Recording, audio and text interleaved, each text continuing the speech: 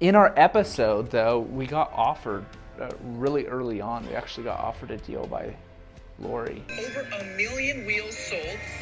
I'm here today seeking $900,000 for 2% of Chirp.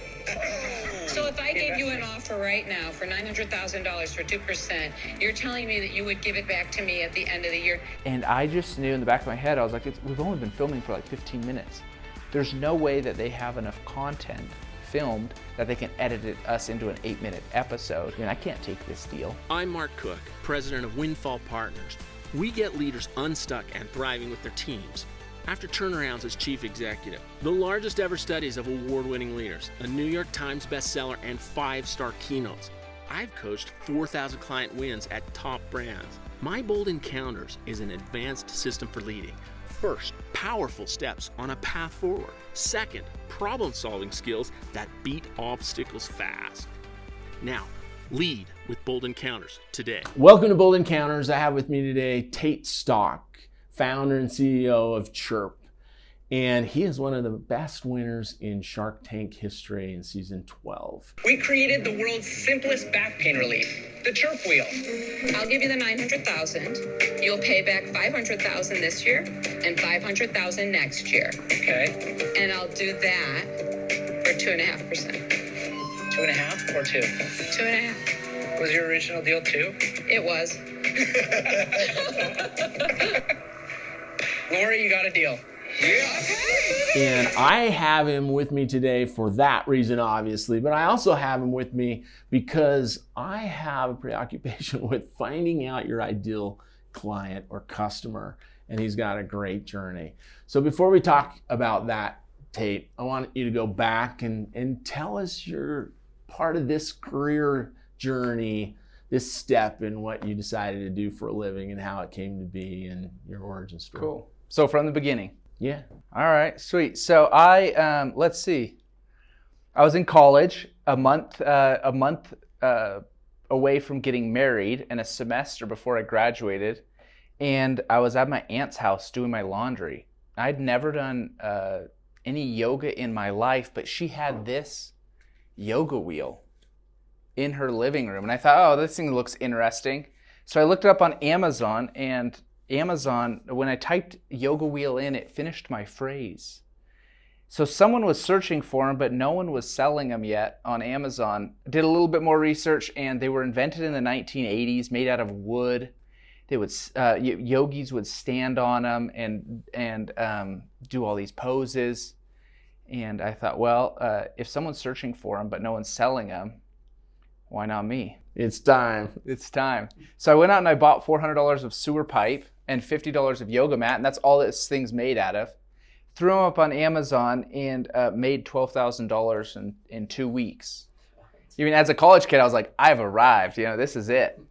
And so here I was, kind of a fraud, never done any yoga, but just trying to make a buck, and ran with these yoga wheels for a couple years. And we expanded from Amazon to our website and made a couple $100,000. Nothing crazy, but it was still good money for a college kid. And then our customers started reaching out, just saying, hey, my husband keeps stealing my yoga wheel for his back pain. Like, he rolls out his back on it all the time. And following a little bit more research, we switched the focus from yoga to back pain relief, and that's when things took off for Chirp. Since then, we've sold over 6 million of these Chirp wheels. Now, they're not made out of sewer pipe anymore, but it's been a great success. Yeah, I love 2 parts about that part of your story. One is, and I want you to elaborate on this a bit. So initially, you think, okay, the people that use these things is yoga people. And we love them. You still do. But you had that experience, and you had to literally shift your focus, not just theoretically, but you had to shift your message. You have to shift the phone calls you were making and the marketing and everything. Tell us about that practical part of the journey of finding who your true ideal client is. Yeah, it kind of was forced. You get in a couple years into business and you're barely scraping by. I mean, all of our money was going towards yoga influencers and buying more sewer pipe. And we knew we needed to pivot. So that was either like a shift in our focus as a company, the marketing message and focus.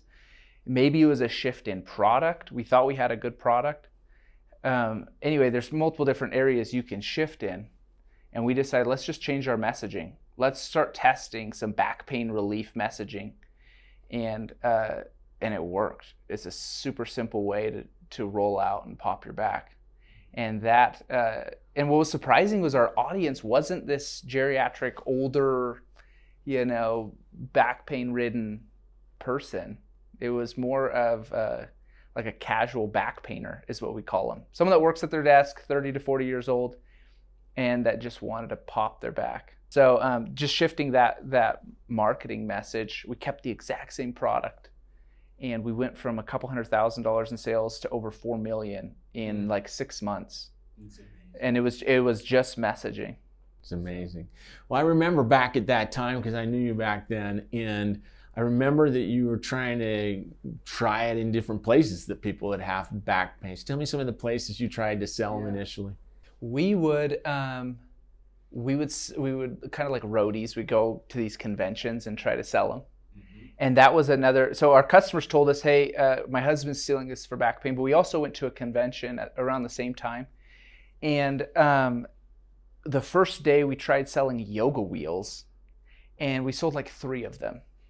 We said, well, we got to do something different. This is like a home show, but people just weren't comfortable enough to identify themselves with a yoga product and get on the ground and try it out and spend $100 on it. So we said, well, the next day we're just going to try back pain relief wheels. We weren't going to say anything about yoga. And again, we changed the messaging, and that next day we sold out of all the stock that we had within like 4 or 5 hours. Like, we left early. You took a whole bunch to the show and you had to leave early. Yeah, it was like night and day. And it was all messaging. And it was just a home show. So it was just a kind of a population sample of America-ish. Yeah. And it wasn't like you were going to pain conventions with doctors and things. I remember you tried to get through a couple of channels too. Didn't you go to the chiropractic market a bit and such? Yeah, we went to chiropractors, some physical therapy clinics. Sometimes those markets, like, they sound really good. Yeah. But when you dive in, they're really hard to access. So like, that sounds like your ideal market, but in reality, it's so fragmented. It's really hard to get in front of a chiropractor or a physical therapist. Even if you sell them one, they put it in their clinic. It's not part of their regular practice. They're probably not reselling for you because that's not their main driver of business, is selling your product. So we've tried that. We've just found going to the masses with a mass problem in a relatable, simple way has been the most effective. Let's go right to the people with the pain. Yeah. It's funny, I remember my first marketing class, I heard about finding the pain. There's always pain when there's a problem. Find the problem, you'll find some pain. And pain's everything. And I kind of just believed that was some sort of metaphorical thing for so long.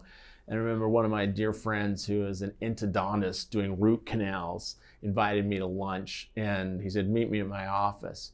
And I walked into his office as this young, new professional leader, I walk into his office and it's jam-packed. And people are literally getting mad at the receptionist. There were 2 people that literally got mad while I was there at the receptionist because they couldn't get in fast enough to pay him his money and get help. And a light bulb went off and I went, oh, pain literally is the best thing. Yeah, they say, sell painkillers, not vitamins, because people take their painkillers. Yeah. How often, when was the last time you took a vitamin? Oh, that's funny. Okay, so I love also this story about how you constructed this the first time. You brought a model here to talk us through that first construction by yourself. Put one of these what together. Did I do? I figured, well, these sewer pipe sticks come in like 20, 30 feet long. I needed to chop it up and then smooth the edges. So I kind of just reverse engineered this one, which was made by a local studio. And I didn't really know how to cut the pipe yet, but I took the skateboard wheels off my skateboard and strapped them onto a table saw. And then I'd lift the pipe through my legs and put it down into the table saw and slowly spin it around so it'd kick out this wheel, and then routed the edges. So it took a little bit of trial and error, but it's a simple product. It's 3 materials. You got pipe, you have mat, and then you have some glue to keep it together. So it's not rocket science at all. Yeah. So you had a little journey with the mat and the glue, if I remember right, didn't you? Figuring getting that it out, right. getting that just right. Yeah. Tell me about that. It took some time. One thing that I think we did right was we launched an imperfect product. Because I think if we tried to perfect it, or if our vision for this thing was too big, and my wife and I's, it would have never worked. You know, when we launched this thing, we found some sort of epoxy glue. We tested it a little bit. It worked decently. We didn't have a logo. We didn't have packaging. We didn't get lost in the romantics, I think, that some people do in business. Because love that. Things are. If you're not making sales, then nothing can be romantic. You know, if you're not going to make the money. So that was our focus: is how do we make some money off this thing? And then we quickly said, okay, how do we perfect the glue and the manufacturing process, and how do we package this thing a little bit better? And even now, you look at established companies and established products, and they still have it's not always a perfect product that they go to market with. And sometimes it's a really bad thing because they're mature enough, like they should have nailed it by then. So sometimes it's like, look, it's not the worst thing to just get the product out there. Why waste a bunch of extra time if it's not going to sell, it's not going to hit. So yeah, I so believe in what you did, going to a show and talking to a human being that has your problem and the pain that you're trying to serve, and see what happens over and over. And it takes very little time. But if you can't get face-to-face, eyeball to eyeball, dopamine to dopamine, or at least, relationally with a person, how is anything else going to work? Yeah, you learn so much face-to-face. And it's got to be face-to-face without like your friend or your family. Yeah. Like they're either on one side or the other. They're either going to say, yeah, whatever, that's dumb, or they're going to say, that's a great idea, when it's not. And you can kind of get in this loop of bad advice. Yeah. Going to some sort of convention, strangers, they usually, in the aggregate, they'll tell you the truth. Go to a trade show that fits. Yeah, I think what's interesting after spending a lot of time in corporate America in my career is a trade show to me meant buy a booth, sit there, have no one approach you for an hour, and then talk to one person, and maybe the customers come by, and you spend 90% of your talking time with people that are already buying. Yeah. And wandering through that show and approaching very carefully and in socially acceptable ways a person that you don't know that might be in your market, and doing what you did, this bold immersion and this bold outreach, really gives you the secrets. Yeah, and one thing that I found too is going to a trade show isn't always convenient. Yeah. Like, how do you create your own testing environment? And one of the things we used to do early on is we would launch products like online. We would list products online that we hadn't even made yet. And it's one thing to get someone to say, yeah, I would buy that, or that's a good idea. It's a whole nother thing for them to pull out their credit card. So we would make these listings.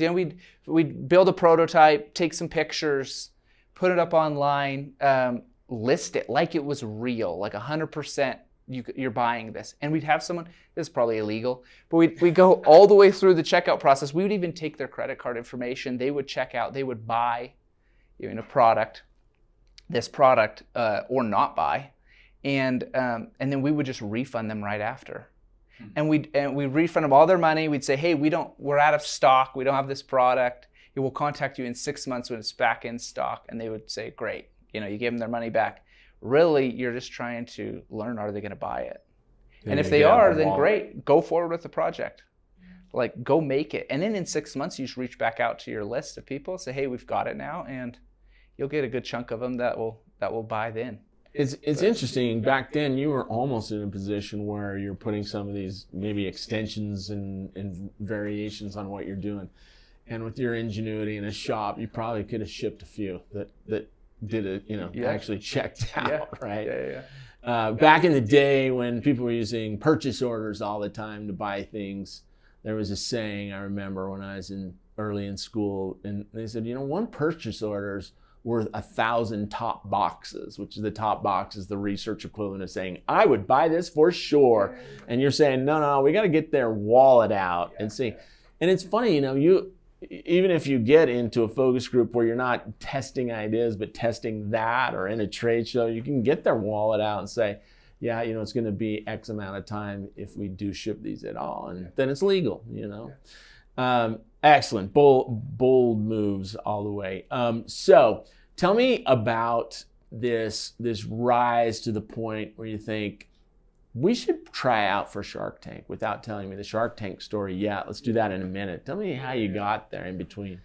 So we switched from yoga to back pain relief, and we developed a slightly different version after a little bit, after about a year of being in back pain. And we created thicker padding, created a couple different sizes. We had enough to release a new product, enough differences. And so we launched it on Kickstarter. And back then, I don't know how the crowdfunding is doing now, but back then it worked really well. And we put it up on Kickstarter. We drove some marketing to it. We ended up raising between Kickstarter and then I think it went over to Indiegogo. I think we raised about $2.2 million. Wow.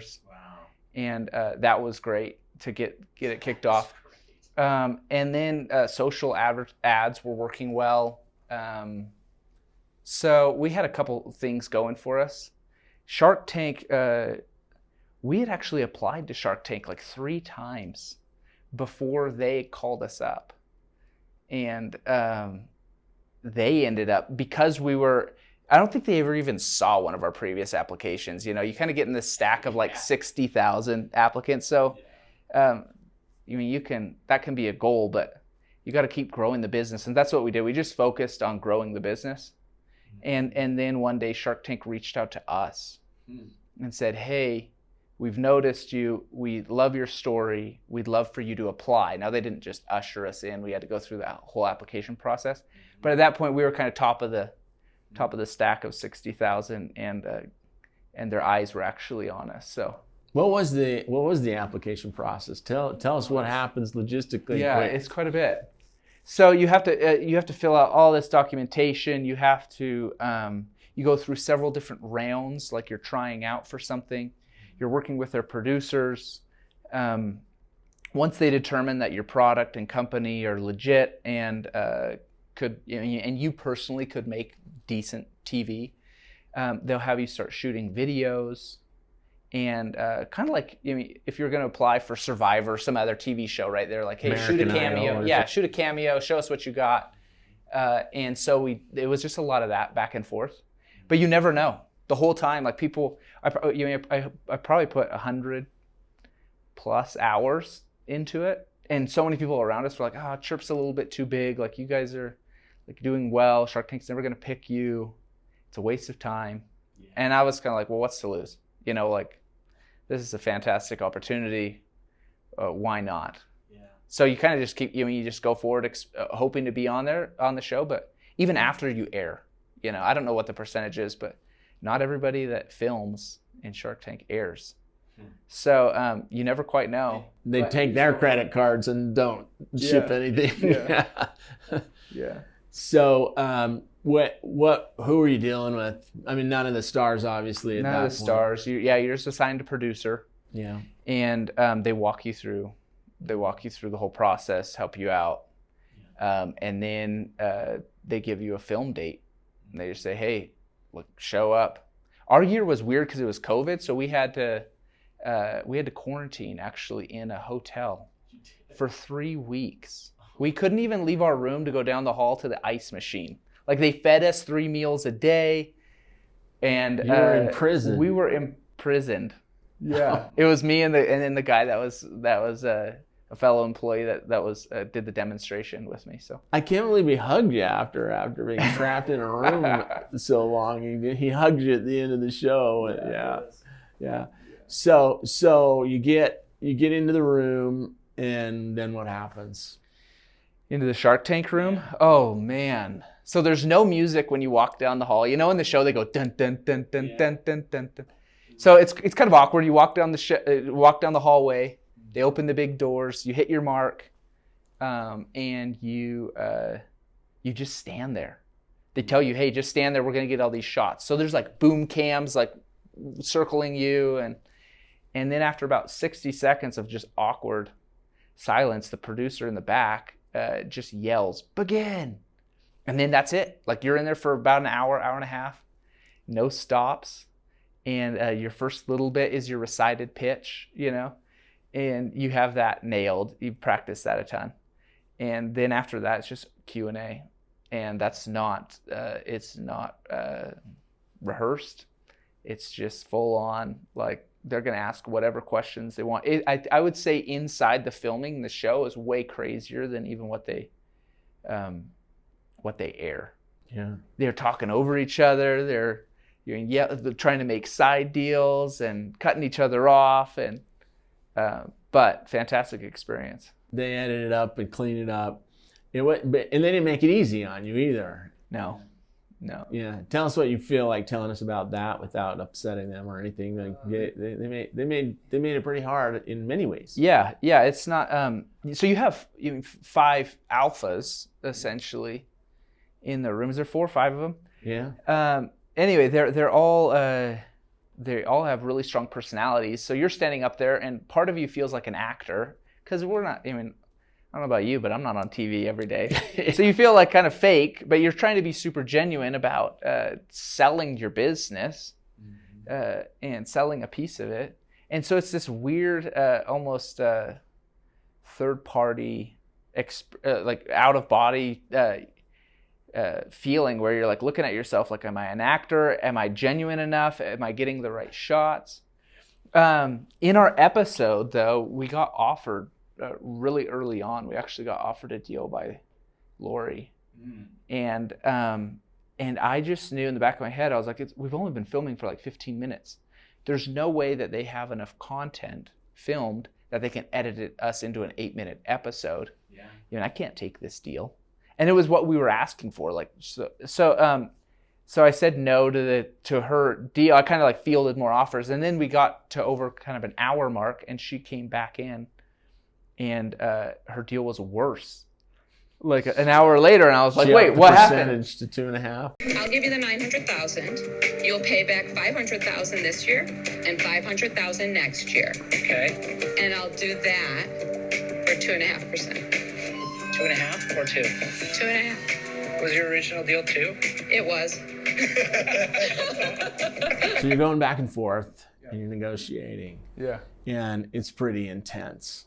And before we get to the crescendo of that story, I want to ask you a couple other things.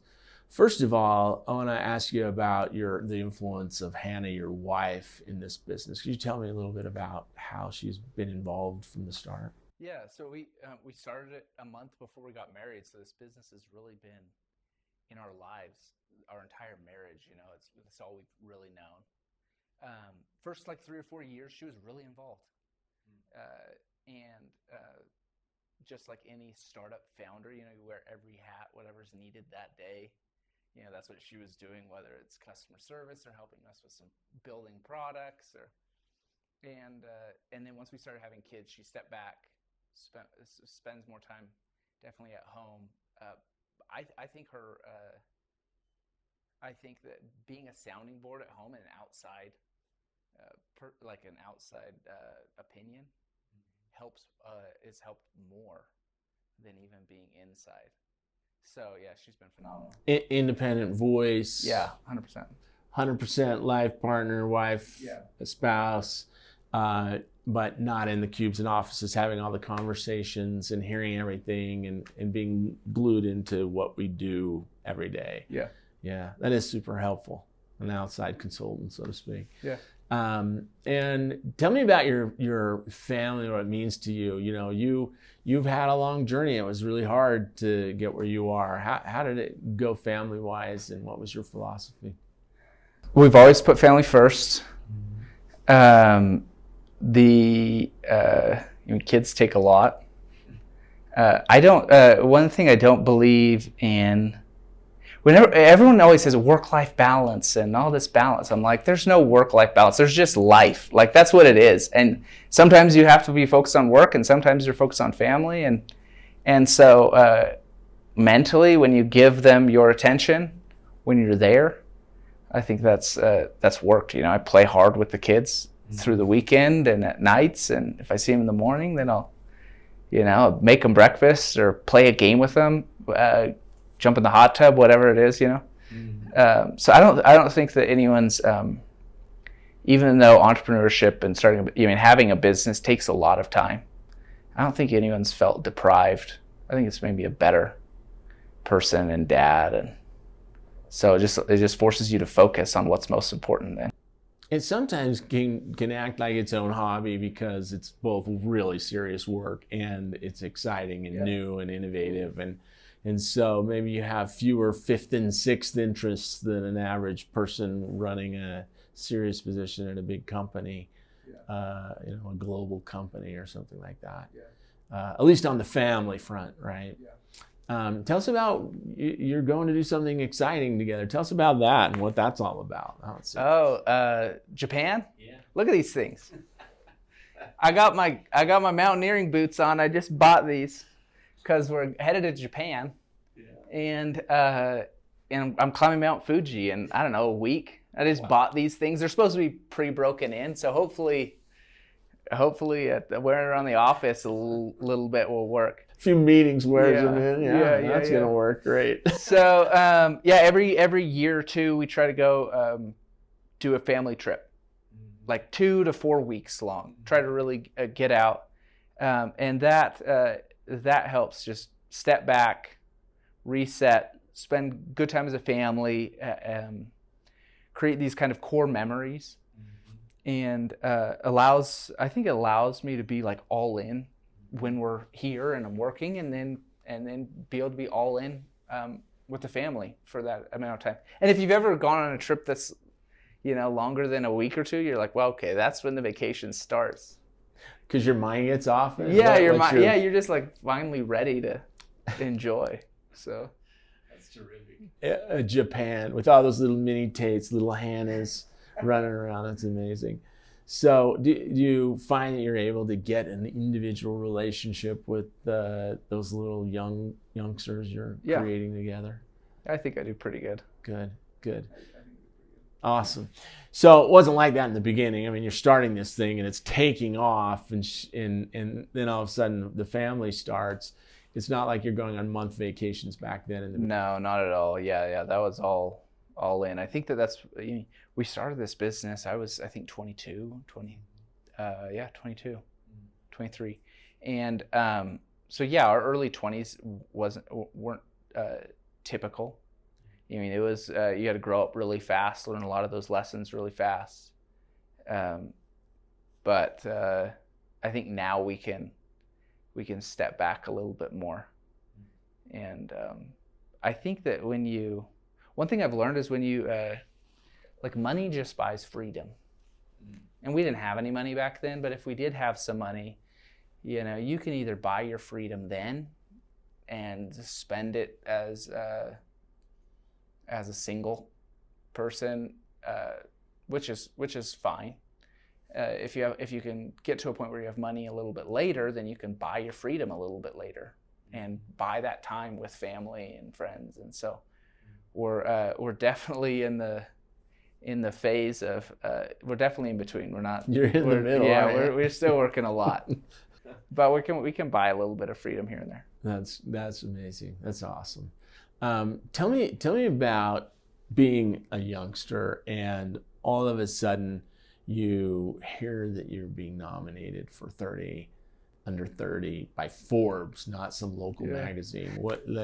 How did that happen? And don't tell us what happened in the end, but how did that come to be? Yeah, we you just get nominated. Your Forbes 30 under 30 is they put together this list. It's not actually 30 people, it's like 30 people in 20 categories, so it's like 600 people, which makes it sound not as special. But they have like a celebrity list and a tech entrepreneurs list and a social, environmental, business list, and they have all these lists. So you get nominated by someone. I don't know if it was a PR firm that we worked with, or I have no idea who nominated me. You go through a little bit of an application process, and then you see if you made the list. And it's kind of just an award, like a badge, saying, hey, we recognize you, you're young, you're doing something cool. And so yeah, it was awesome. It was an awesome opportunity. Well, even if it is 600, it's 600 out of a whole world, so it's pretty amazing, actually. Now, you're young before that, and you're arriving there, and you're continuing to rocket upward. Tell me how you approach two things. First of all, let's talk about the people, and then we can talk about the processes and the things. Yeah. You didn't go to Harvard MBA school and go to 6 management seminars there either. So yeah. How have you decided to lead, and how does it work out for you, and how do you learn? I've always been overly transparent. Like what you see is what you get. I'll probably speak my opinion a little bit too much, but at least I think it keeps politics out of the office. Yeah. Because if you're communicating, you're transparent, they know what you're feeling, you're thinking, and your employees are comfortable as well to be led like that and to speak up.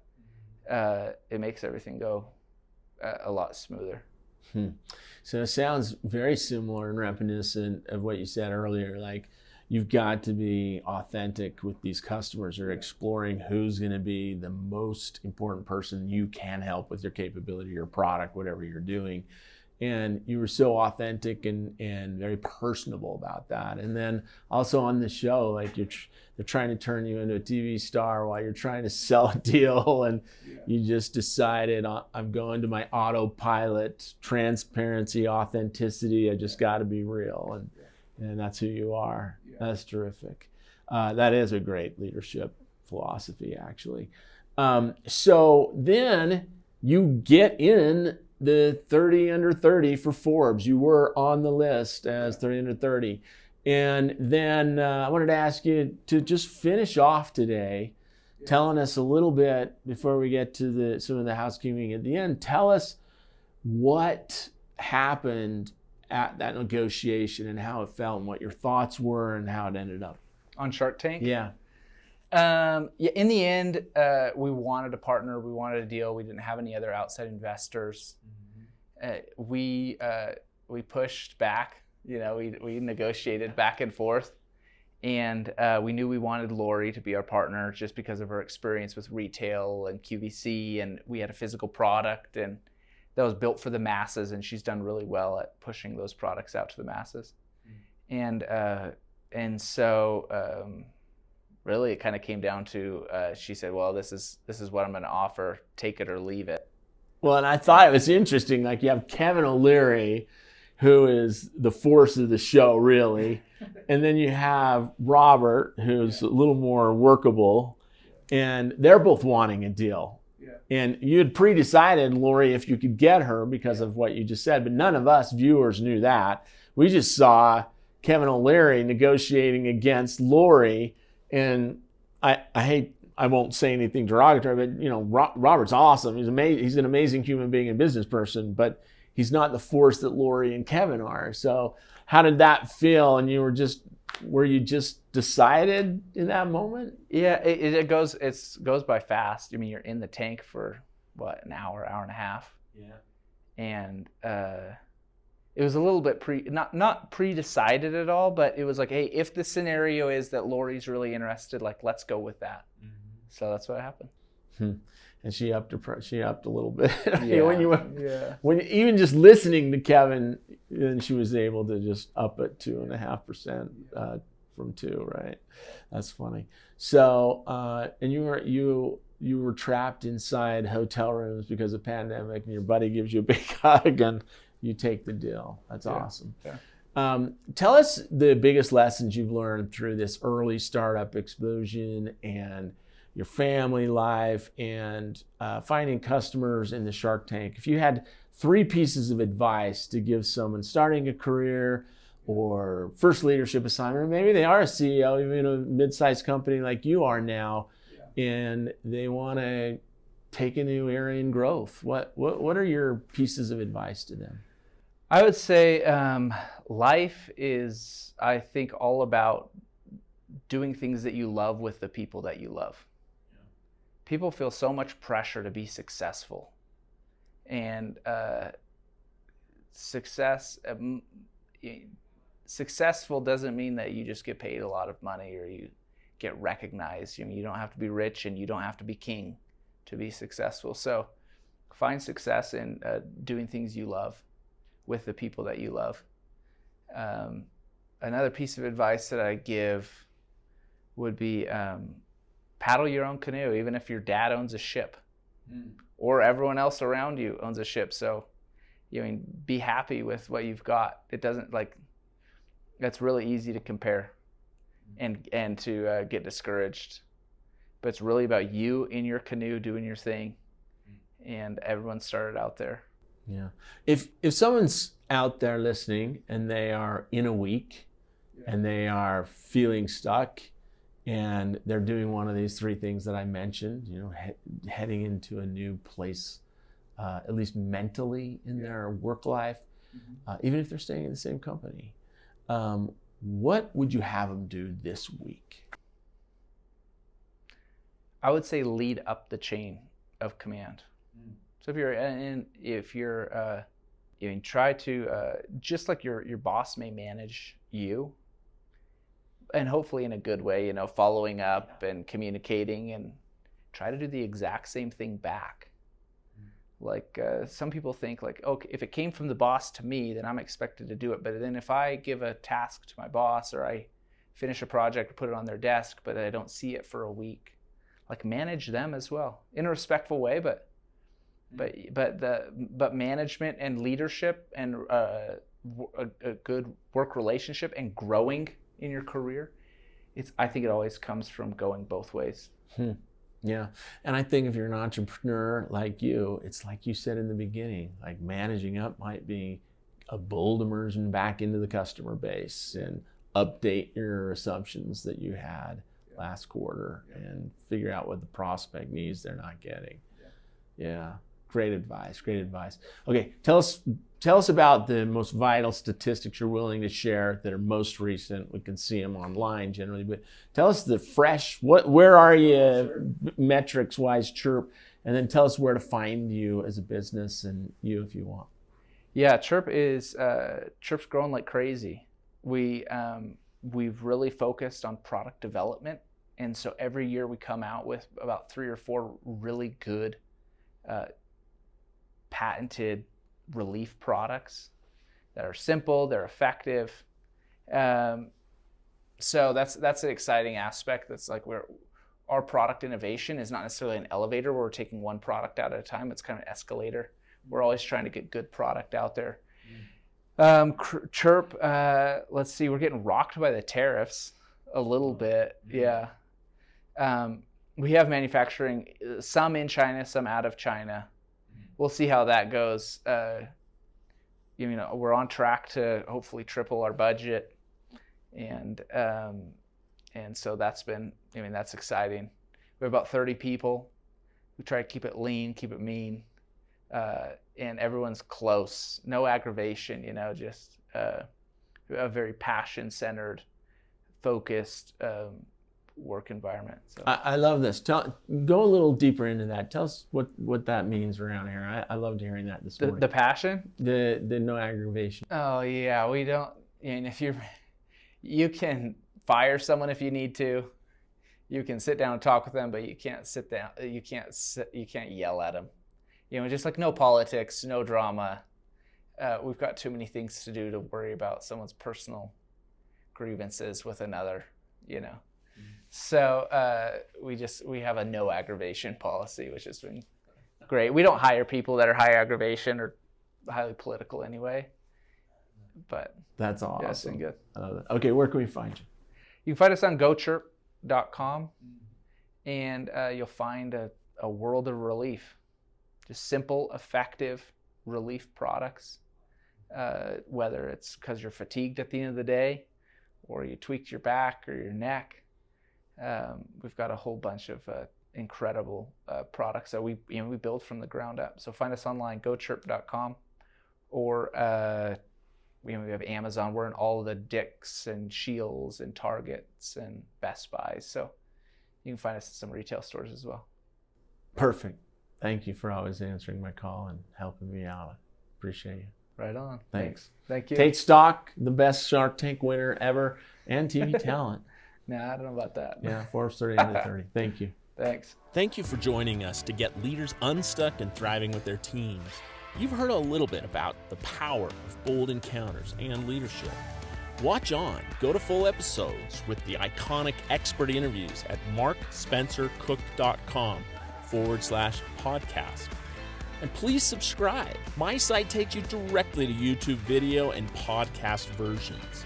Please make comments. Share this with your friends. Also, reach out to us to just brainstorm your priorities, challenges, events, or how bold encounters might help. Visit windfallpartners.com.